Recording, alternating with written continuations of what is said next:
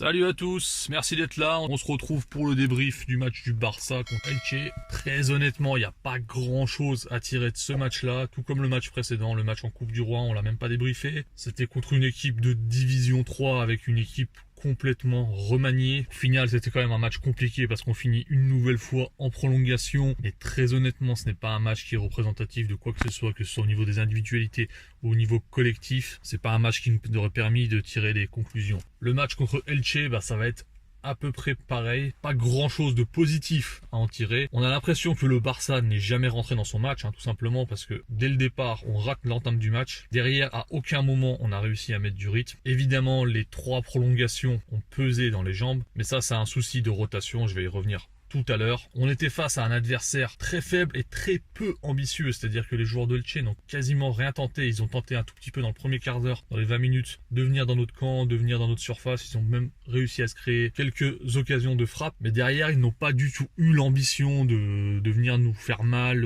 et d'attaquer. Parce que clairement, là, il y avait la place pour faire quelque chose. Revenons au Barça. Le souci du Barça, évidemment, c'était ce manque de dynamisme, ce manque de mouvement dans ce match-là, ce manque d'intensité quelque part. On s'est souvent contenté d'une possession stérile. Sur la première mi-temps, on a quasiment que Dembélé qui vient, qui descend, qui provoque, qui essaie de déséquilibrer. Et malheureusement, il est trop seul, donc il essaye de faire les choses tout seul. Et ça amène des balles perdues. Mais après, c'est le souci, c'est même pas Dembélé, puisque ça, c'est pas le rôle de Dembélé. C'est pas à lui de descendre aussi bas pour créer du jeu. C'est notre seul joueur de vitesse, c'est notre seul joueur rapide. Donc Dembélé, il doit jouer haut, il doit peser sur la défense pour les faire reculer et pour créer des espaces. Ce rôle de leader technique, de joueur à la création, en l'absence de Messi, c'est évidemment Antoine Griezmann qui doit venir prendre ce rôle. Et donc, il est quand même temps de parler d'Antoine Griezmann. On pouvait croire effectivement que ses mauvais rendements, c'était à cause de Messi, parce que Messi prend le poste de 10, que Antoine Griezmann, s'il vient en 10, il se marche dessus, etc., etc. On pouvait défendre Griezmann en disant qu'il jouait des rôles qui ne sont pas forcément les siens, c'est-à-dire le rôle de faux neuf, le rôle de faux ailier gauche. Mais on se rend compte aujourd'hui, parce que ça fait quand même un certain nombre de matchs, que même quand Messi n'est pas là, que même quand Messi est reposé, même quand Messi sort, même quand Messi a pris un carton rouge,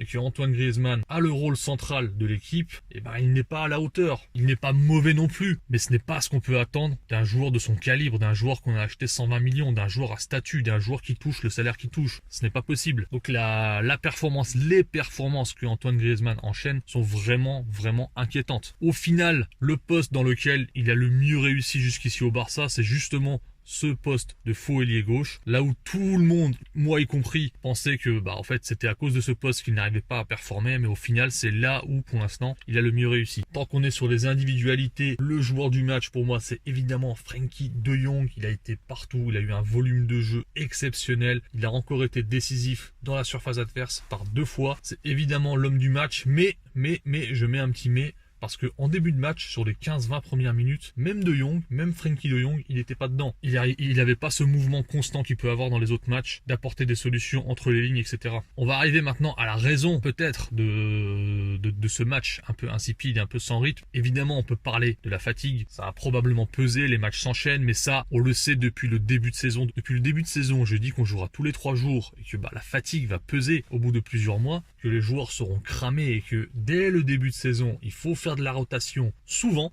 de la rotation, pour éviter ça justement, qu'on récolte tout simplement le manque de rotation qu'on n'a pas fait avant. Vous allez me dire, les joueurs remplaçants ne sont pas dans le rythme, ils n'ont pas le niveau, que ce soit Pjanic, Ricky, Trincao et je ne sais qui d'autre. On aurait même pu citer Alenia, mais qui n'est plus là. Ces joueurs-là, certes aujourd'hui quand ils rentrent, ils ne font pas d'énormes différences. Ces joueurs-là, ils n'ont pas été impliqués assez dans la rotation. Je veux dire, Trincao, il n'a même pas eu une seule titularisation en Liga. Pareil pour l'équipe Puig. Pjanic, je crois que sa dernière titularisation hors Copa, ça date du match contre Valladolid. Donc c'est difficile d'exiger de ces joueurs-là qui performent, sachant qu'ils ne sont que très peu impliqués dans le projet de jeu. On peut dire ce qu'on veut, on peut avoir des doutes sur Ricky qui vit sa première saison en première division, sur Trincao qui vit sa première saison en Liga, mais je veux dire, un joueur comme Pjanic, il est arrivé, on nous l'a vendu comme un des meilleurs 6 du monde. Et très honnêtement, je pense qu'il est dans le top 3, voire top 5 des meilleurs joueurs à son poste. C'est un joueur world class, c'est indéniable. Donc si un joueur comme Pjanic ne performe pas, il faut se poser aussi des questions. Ça peut pas être parce qu'il est mauvais, parce qu'on sait qu'il ne l'est pas. Peut-être qu'il ne s'entraîne pas bien, j'en sais rien, mais ça j'y crois pas. En tout cas, Pjanic, quand il a enchaîné des matchs, quand il a enchaîné des titularisations en Ligue des Champions, que c'était contre Kiev, contre Ferencváros, etc.,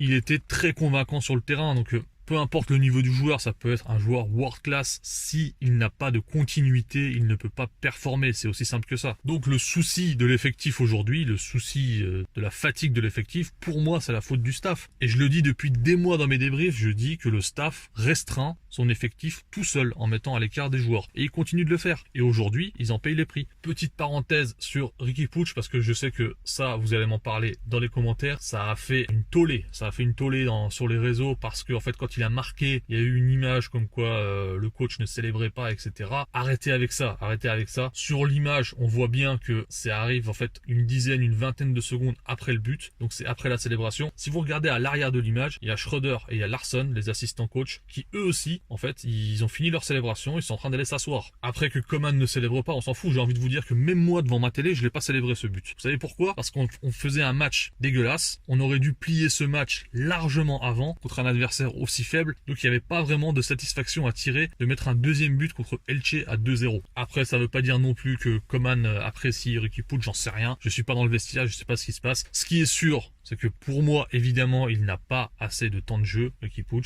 mais ce n'est pas le seul. C'est aussi le cas de Miralem Pjanic. C'est aussi le cas, dans une moindre mesure, de Trincao, parce que je pense que, par exemple, dans ce match-là, on aurait pu commencer avec Trincao à gauche. On n'avait pas besoin d'aligner Martin Braithwaite à gauche. J'aimerais bien qu'on commence à jouer avec de vrais ailiers. On a Dembélé à droite, c'est très bien. Ce serait bien de tenter un match où on essaye d'aligner un deuxième ailier de percussion à gauche, que ce soit Trincao du coup, ou même Conrad de la Fuente. Je pense que contre un adversaire comme Elche, on peut se le permettre quand même. Voilà, je termine la parenthèse sur ce match. Je vais ouvrir une autre parenthèse qui n'a rien à voir, c'est sur le Paris Saint-Germain, notre futur adversaire en Ligue des Champions. Donc je vais commencer à regarder leur match en vue de préparer les débriefs pour la Ligue des Champions. Donc ils ont joué contre Montpellier. Ça fait donc plusieurs matchs que Pochettino est en train de coacher le PSG. Il y a des choses qui commencent à se dessiner tactiquement et c'est assez inquiétant. C'est pas inquiétant pour Paris, mais c'est inquiétant pour nous parce qu'il dessine quand même des choses assez positives avec le PSG. Je ne suis pas sûr qu'il va aligner autant de joueurs offensifs contre le Barça, parce qu'il a quand même aligné Mbappé, Icardi, Di Maria et Neymar. Je ne sais pas s'il osera aligner autant de joueurs offensifs, mais s'il le fait, très honnêtement, je pense qu'il peut faire très mal au Barça. En plus, l'avantage du PSG, c'est qu'ils ont quand même des latéraux qui se projettent facilement devant. Ils font souvent des appels. Donc là-dessus, Pochettino, il a même pas eu besoin de leur demander. Il y a quand même des bases sur lesquelles